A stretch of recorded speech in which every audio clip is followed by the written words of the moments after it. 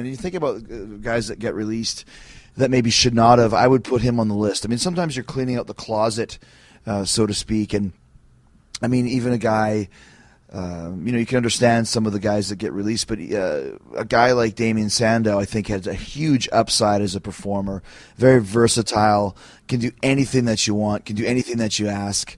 But anything that he was given, he got it over. But sometimes, like he'll tell you in this upcoming interview, they don't really have a reason to release. They just have to clean out the closet and try and bring up some new guys. And, I mean, in this time, it almost seems a little bit strange that he would be released right before the draft split. A guy like that could have been given something minimal and made it maximum. But like I said, that's the nature of the business. And I actually heard the other day, somebody said that the average performer's time on WWE main TV is 3.5 years.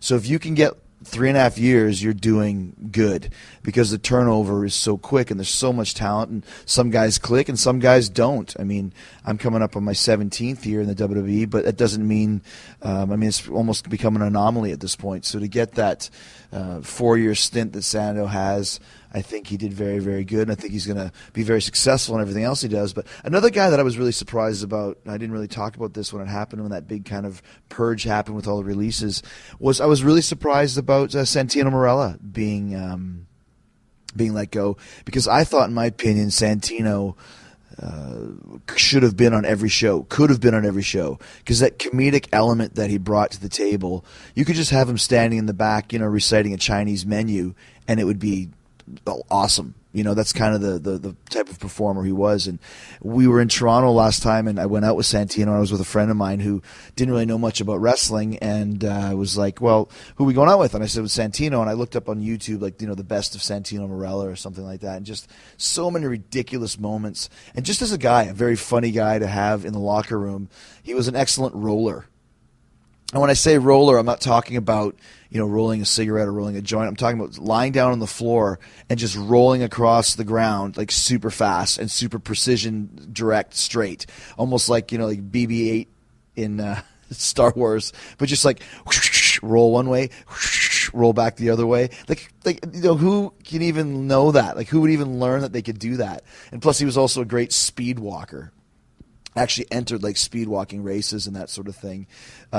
So, had a really funny demeanor about him.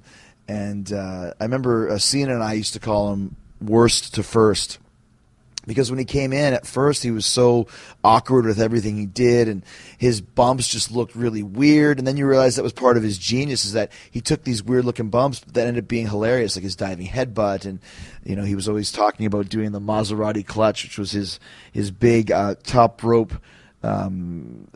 what do you call it? It was like a top rope submission maneuver or something along those lines. And every time he would signal for it, M, he'd do an M with his like a YMCA thing, like M, it's a Maserati clutch, and the M stands for Maserati, and the C stands for clutch. So when I signal for it, you say Maserati clutch. And then, of course, he sounds like he's from Transylvania or something. Then he would do the MC and then signal for the Maserati clutch, and then someone would, cut him off. And I don't know, it's another time he had a match, I think we were in Belgium or something, and it was Cody and Bob Holly against Santino and somebody, and Bob Holly came out of the ring and he was just furious at Santino. He's like, Santino, you are the shits. You are the worst wrestler I've ever been in the ring with, ever. You are the worst. And Santino was like, come on, the worst?